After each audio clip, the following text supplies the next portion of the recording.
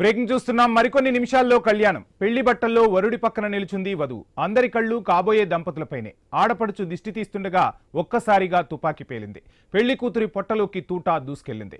బీహార్లోని బక్సర్లో ఈ అనూహ్య ఘటన చోటు చేసుకుంది. మంగళవారం రాత్రి పెళ్లి వేడుకలు తుపాకీ పేల్చారు.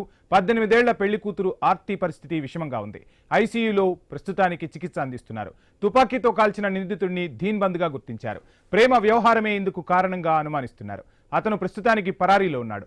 అతని కుటుంబ సభ్యులను పోలీసులు అదుపులోకి తీసుకుని విచారిస్తున్నారు. నిందితుడు ధీన్బంద్ లిక్కర్ కేసులో జైలుకెళ్లినట్లు అధికారులు గుర్తించారు.